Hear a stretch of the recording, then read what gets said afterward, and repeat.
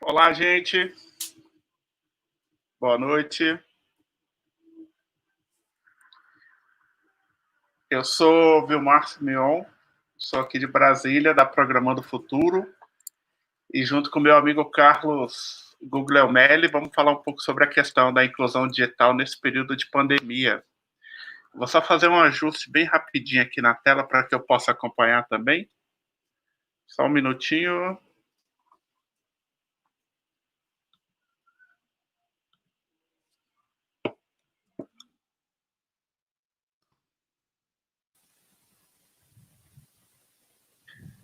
Vou pedir para o meu amigo Carlos ir se apresentando aqui enquanto isso. Pode ser, Carlos?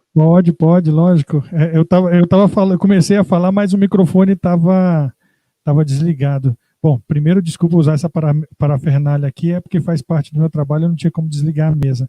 Eu sou o Carlos Guglielmelli, sou jornalista e fui convidado, com muita honra, estou aqui com vocês para falar um pouquinho sobre inclusão digital. Eu vou falar um pouquinho sobre a parte da inclusão digital nesse momento que se torna necessário para os jovens, para as crianças, jovens e adultos e estudantes. Eu peço desculpa para vocês aqui, porque em pandemia a gente está em casa, lá atrás dá para ver lá no fundão meu filho na câmera. Mas obrigado pelo convite, vai ser legal.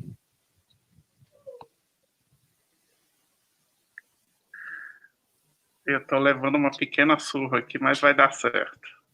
A minha pergunta é a seguinte: tem como eu dar zoom nessa tela para poder tirar um pouquinho lá da sala de trás? Agora você me pegou. Tem como não? Só um pouquinho.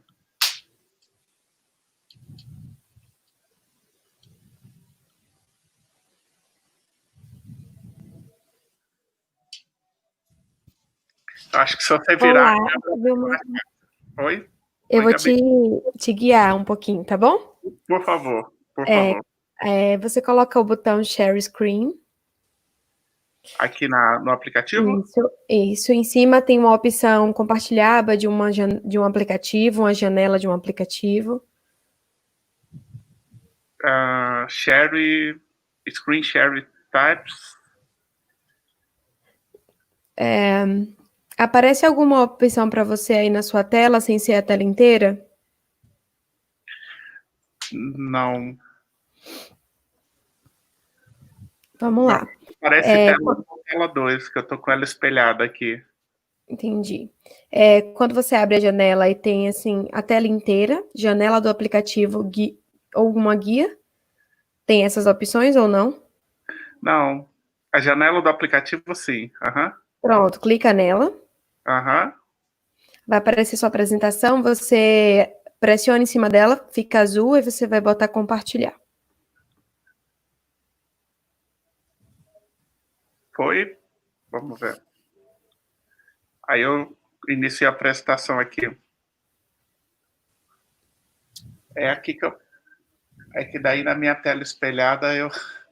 O PowerPoint. Entendi.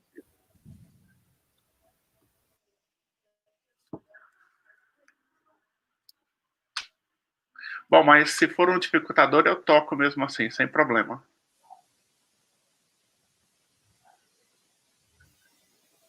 Vamos seguir para a gente ganhar o tempo, pode ser? Tá bom, então. Então, comece a sua apresentação que eu vou soltar aqui. Tá bom. Combinado. Aí eu começo do princípio aqui, ok? Não, começa do final.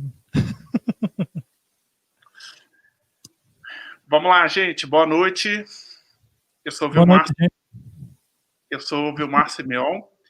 Eu coordeno uma ONG chamada Programando Futuro. Eu sou campuseiro desde a primeira edição da Campus Party Brasil. Eu preparei aqui, tentar mostrar para vocês.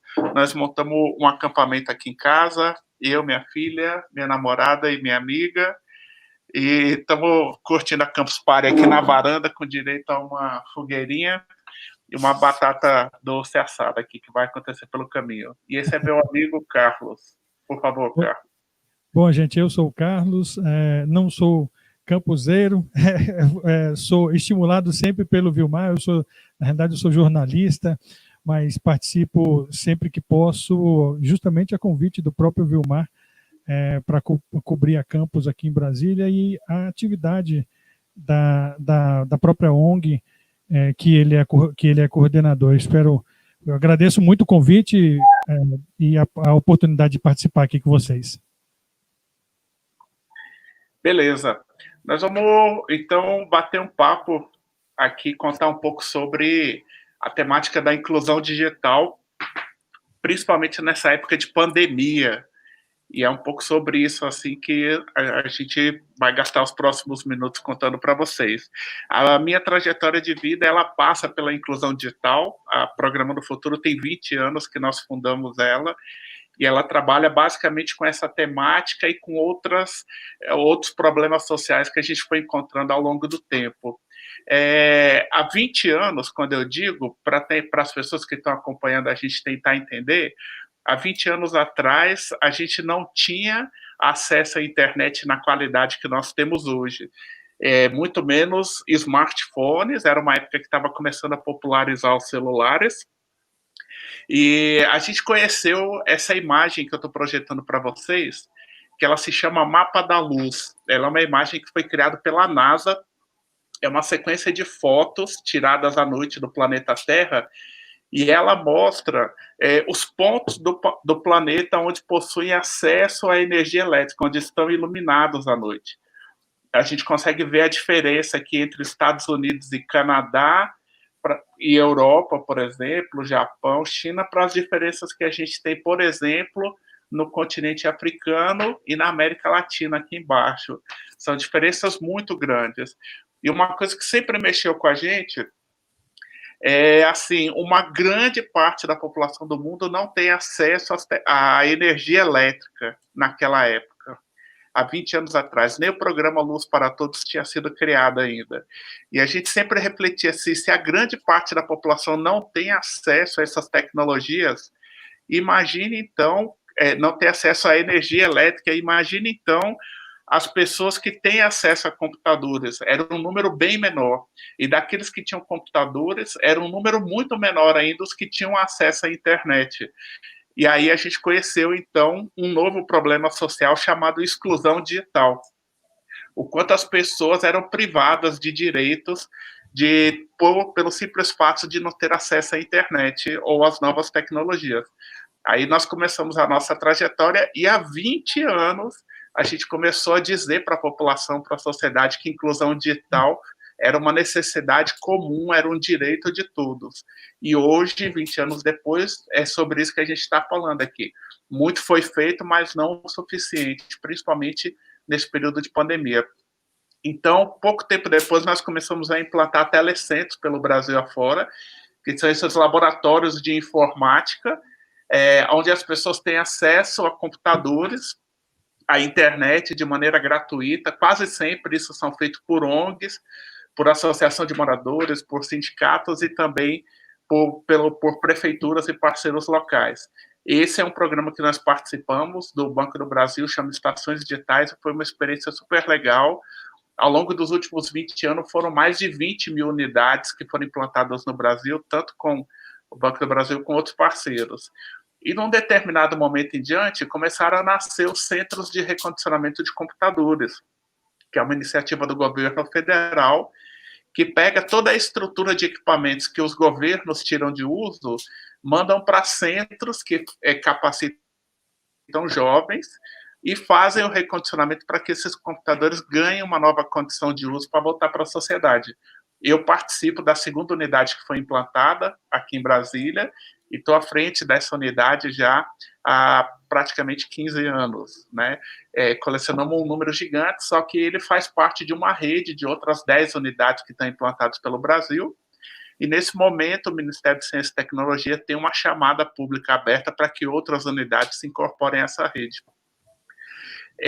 Então, o que nós fazemos é distribuir computadores, aqui a imagem ilustra bastante sobre isso, vão desde organizações da sociedade civil, prefeituras, até a Operação Acolhida lá em Pacaraima, comunidades quilombolas, e escolas também, como é o caso do CEPI, Maria Auxiliadora, que fica aqui em Valparaíso, que é super parceiro nosso. A grande maioria vão para as escolas, como eu estava dizendo, aqui é o caso de Novo Gama, de A Paz, em Santa Catarina, do Centro de Apoio ao Cidadão, lá em Brumadinho e tudo mais, dessa maneira que a gente distribui. Às vezes a gente consegue ter a sorte de conseguir distribuir notebooks também, o que é bem legal. Somos parceiros do Laboratório Include, em parceria aqui com a Campus Party. Para quem não conhece, para quem está assistindo agora, a Campus Party tem um instituto chamado Instituto Campus Party, e ele monta laboratórios de robótica no Brasil inteiro para que as pessoas possam participar e possam ter acesso às tecnologias, utilizar drones, fazer cursos, montar robôs e tudo mais. Só que quando a gente fala em inclusão digital, a gente não está falando só de acesso às tecnologias, não estamos falando só de computadores. Tem outros acessos e outras tecnologias que nem sempre a gente se dá conta. Por exemplo, há 3 anos atrás, a Programando Futuro, nós todos participamos, inclusive a Yolanda, minha amiga que está aqui do lado, acompanhando a transmissão, nós participamos do processo de migração do sinal de TV analógico no Brasil. Ninguém nunca se deu conta que se as pessoas de menor renda não pudessem ter acesso a kit conversores, a grande parcela da população brasileira não ia assistir TV. E a gente descobriu que a TV é a principal fonte de informação para a sociedade brasileira. Mesmo aqueles que estão nas comunidades mais remotas, mais distantes, comunidades ribeirinhas, interior do país, comunidades rurais e tudo mais, a TV é o principal instrumento. Esse processo foi feito por uma entidade chamada Seja Digital, nós participamos de grande parte desse processo, é uma das experiências que a gente mais gosta, principalmente pelo fato de ter garantido que as comunidades, que as pessoas pudessem ter acesso. Nós estamos falando aqui não só de famílias comuns, estamos falando de asilos, estamos falando de orfanatos, de mães solteiras, de pessoas vítimas de violência, de pessoas idosas, pessoas rejeitadas pela família, de toda essa população que a gente está falando. E, ao mesmo tempo que a gente migrava o sinal de TV analógico, uma pergunta que talvez as pessoas estejam falando agora e as televisões antigas? O que você faz com isso? Também trabalhou com elas, né, Vilmar? Oi? Também trabalhou com elas, né? Também trabalhamos com ela, exatamente. Olá, boa noite. Desculpa interromper. Você poderia compartilhar a sua tela com a gente, por favor? Eu? Eu acho que é porque não saiu as imagens que você está falando, Vilmar. Então, deixa eu parar aqui. Me explica.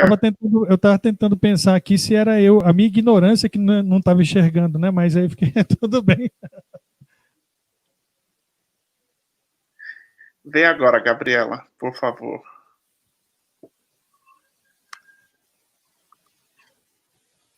Pronto, você pode prosseguir a sua apresentação. Obrigada. Oi?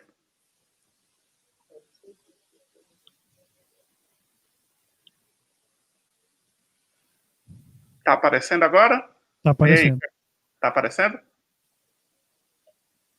Então, ao mesmo tempo que as pessoas não descartavam seus televisores, o processo de reutilizar os computadores também, que já vinha durando anos, acabou trazendo para a gente um outro problema, que é o problema chamado lixo eletrônico. Essa daqui é uma imagem do maior lixão de eletrônicos no mundo que tem, ele se chama Agboblish e fica em Accra, que é a capital de um país chamado Gana. E esse é outro trabalho que a gente desenvolve com muita excelência ao longo dos anos aqui em Brasília. Partindo para a questão da pandemia, então, inclusão digital nunca foi tão importante quanto agora, basta dizer que a gente tem visto cada vez mais na televisão cenas como essa daqui, imagino que todo mundo aqui tem acompanhado, um estudante, se eu não me engano, no interior de São Paulo, do Paraná, que por falta de acesso à internet e pela necessidade que ele tem de usar a internet para continuar estudando, ele utiliza o Wi-Fi de um açougue para poder ter acesso à internet e responder dos exercícios de escolas ali. Então, essas cenas são comuns E aí, o meu amigo Carlos tem muito mais situações que ele conhece para ir compartilhando pelos próximos slides aqui. Bom, obrigado pela deixa aí, Vilmar. Mas essa é uma parte que ela nos preocupa muito. Hoje eu vi um dos vídeos, uma das lives aqui da Campus, foi, se eu não me engano, o nome do rapaz é Rafael Tales. Ele falou que ele estava falando sobre home office. E ele falou que as nossas empresas não se prepararam para isso, por mais que houvessem entidades como a Programando o Futuro, como várias outras entidades, como várias outras pessoas com consciência social, porque isso é social, com essa consciência toda, por mais que tivesse tudo isso, todas essas ferramentas à disposição das pessoas para que elas entendessem a necessidade, elas não buscaram o que hoje se torna extremamente necessário, né? Na hora que, quando o Vilmar me convidou para participar com ele aqui, aí eu comecei a pegar alguns dados, eu vi uma matéria da Folha de São Paulo, lá no mês de março desse mês, um dado solicitado pela Unicef, que mostrou que 17% de todos os estudantes entre 9 e 17 anos, 17% deles não têm acesso nenhum à internet. São 4 milhões e 800 mil são 4 milhões e 800 mil jovens que não têm acesso à internet num momento desse, onde nós estamos todos reclusos dentro de casa, em que o futuro que já deveria ter sido passado chegou e ninguém se preparou, como disse o Rafael Tolares, sobre as empresas. Assim aconteceu na nossa vida cotidiana, como pessoas, individuais de sociedade e nas instituições educacionais. E agora nós estamos vendo aí como aquele garoto pegando o sinal do açougue para poder estudar, uma aberração, e vemos aqui nessa foto um garoto com um livro parado. E a foto ela é boa porque é isso, ela é estática, é parada. Esse garoto ele parou no tempo, ele não tem condições, praticamente vai perder o ano, e isso nos mostra, nos indica que vem aí um aumento muito dramático das desigualdades sociais, um aprofundamento, né, das desigualdades sociais. E olha que esses 4 milhões e 800 mil estudantes, jovens estudantes, que não têm nenhum acesso, não conta com esses. Coloca outra foto aí, Vilmar, que ela é muito felizinha, mas essa aí.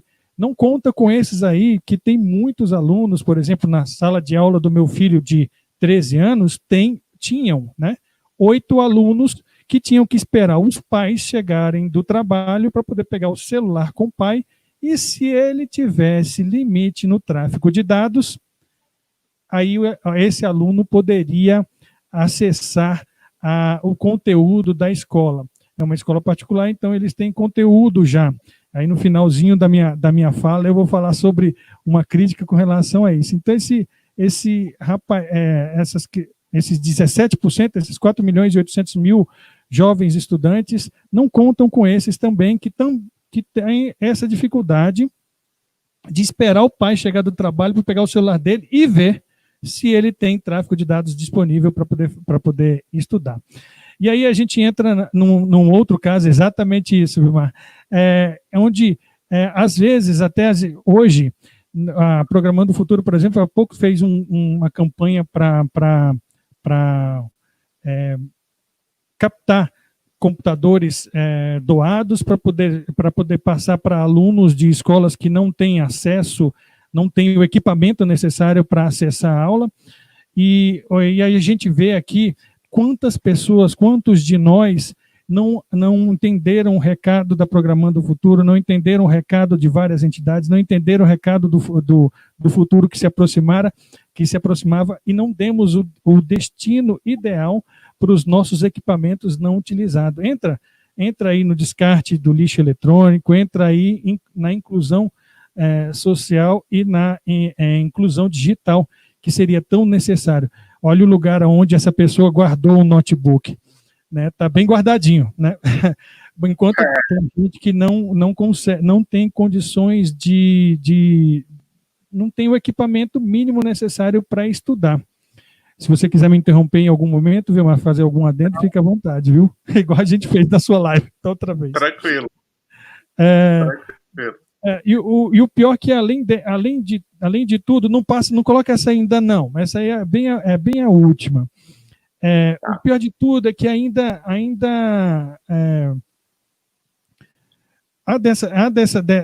desculpa, perdi a linha do raciocínio. Há dessas crianças que ainda antes da pandemia tinham um pouco de acesso à ferramenta, porque tinham na escola, porque tinham nas estações, porque tinham na Lan House, que tinham em algum lugar, e agora até disso elas estão sendo tolhidas. Então, quando a maioria das escolas estão disponibilizando aulas online para todo mundo, a não ser muitos lugares que aí a gente vai falar sobre isso. Põe aquela foto, viu, Mark, que você... para finalizar um pouquinho, não sei se a gente tem qual é o nosso tempo, para ir finalizando, é impressionante como no momento, em 2020, depois de, por exemplo, uma militância de 20 anos de uma entidade como programando, ou seja, naquele momento, quando ela surgiu, ela não era única, existem outras. Um movimento mundial que existiu, desde quando começou a internet de escada, para a inclusão digital, é inconcebível que hoje ainda nós vemos autoridades, para a gente ver a que nível está a inclusão digital, é inconcebível a gente ainda ver escolas públicas disponibilizando, dizendo que estão disponibilizando para os alunos o aprendizado remoto, quando disponibilizam links para impressão. Olha só, a pessoa que teria que estar gerenciando políticas públicas, né, de educação e de inclusão digital, acha que um link de um PDF para impressão de uma cartilha de tarefas é a mesma coisa que aprendizado remoto. Está muito longe disso. Eu acredito que por isso nós não chegamos lá, porque ainda não houve uma absorção da essência do que é a inclusão digital e a necessidade. Não sei se eu falei... Não, você falou bem, falou super bem. O Carlos estava meio tenso aqui a semana inteira com a apresentação, e eu falei para ele que ele ia tirar de letra. O teu olhar, ele é tão bacana, Carlos.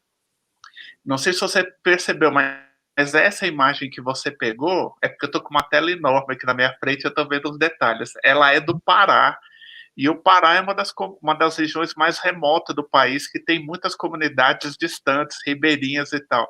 E é exatamente o que a gente estava falando, a dificuldade de conexão que as pessoas têm para acessar as tecnologias, né? Ficou faltando só uma imagem, viu, Maru, de uma menina recebendo um computador para a gente. Seria a última coisa a ser utilizada, e aí a gente pensa na falta de reflexão a falta de reflexão no passado recente, em que nós não destinamos corretamente aquilo que nós não usamos para aqueles que não têm absolutamente nada para conseguir estudar, por exemplo, nesse momento. Dando sequência aqui, o que as pessoas devem estar se perguntando é assim, e vocês estão fazendo o quê mediante isso? Nós não somos governo, o próprio nome diz, né? Uma organização não governamental, não somos setor privado, mas a gente é o meio termo entre lá e cá. E a gente tenta estimular ações e fazer ações que, de uma maneira, compensem. Nós temos relação com o governo federal, temos relação com o governo do Distrito Federal, um dos fomentadores aqui da Campus, né, que tem sido super legal. E assim que a pandemia começou, nós lançamos essa campanha chamada Doe Seu Computador. Brasília, a gente costuma dizer que aqui é uma ilha, é muito pequena, é fora da realidade, tem um PIB diferente do restante do país, ela não é muito parâmetro. Brasília, por exemplo, tem quase todas as suas grandes contas pagas por conta do recurso da União, o que deixa o Distrito Federal numa situação um pouco mais confortável.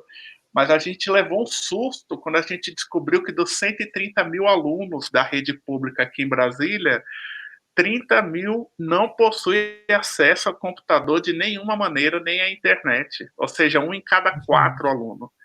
E aí nós lançamos essa campanha. Se Brasília é assim, eu sei que a situação no Piauí, no Maranhão, no Acre é muito diferente, porque os últimos 20 anos da minha vida eu conheci o Brasil todo fazendo ações de inclusão digital como essa. E nós lançamos aqui em Brasília a campanha, então nós colocamos a nossa capacidade técnica e logística toda à disposição para que as pessoas possam mandar para cá os seus equipamentos e a gente possa distribuir para as escolas. E aí, novamente, voltando àquela questão, quando você fala assim, vamos distribuir para a comunidade carente, a gente não está falando só da pessoa que mora na família com seu pai e com a sua mãe. A gente está falando, por exemplo, de pessoas que estão, crianças que estão em orfanatos, que a situação é bem mais complexa, e foi para lá que nós mandamos 20 computadores. Nós estamos falando de escola na região onde moram principalmente catadores de materiais recicláveis, que são os grandes agentes de educação ambiental desse país, e que tem muita dificuldade para manter, para conseguir gerar renda suficiente para ter acesso à tecnologia. Então, são 2 imagens que eu trouxe, e aqui também de um outro orfanato que nós entregamos máquina recentemente para tentar diminuir essa brecha que foi causada. Aqui estou deixando nossos contatos, eu vou sair da tela aqui rapidinho para voltar. Agora vou parar o compartilhamento para a gente poder ver tete a tete, para eu poder aparecer aqui. E então, isso que a gente tem feito de inclusão digital.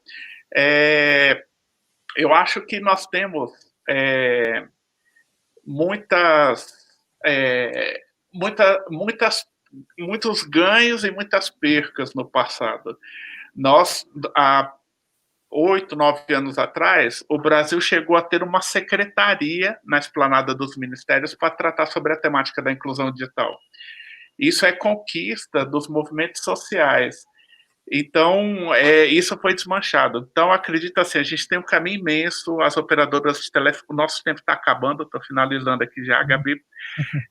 Nós temos um caminho gigante pela frente. Precisamos ter novamente uma secretaria que pense isso.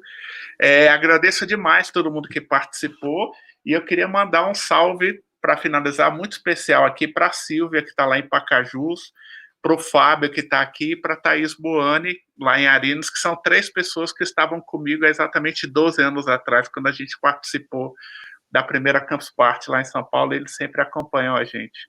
Tá? Então, de minha parte, muito obrigado, foi muito legal. Carlos, também, faça as suas considerações finais. Nada, só me despedir e agradecer a oportunidade. Obrigado a todos vocês que ficaram aqui conosco. Valeu demais. Obrigado pelo convite, Vilmar. Obrigado por essa oportunidade, que inclusive me ajudou a ver mais. Estou assistindo um monte de palestras super interessantes. Vocês são fera demais. Um abraço. Fica com Deus. E para a gente finalizar, nós vamos fazer aqui o grito da Campus. Uou, uou, todo mundo junto. Tá bom? Vamos lá. 1, 2, 3 e...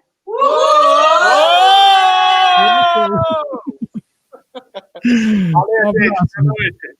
Boa noite.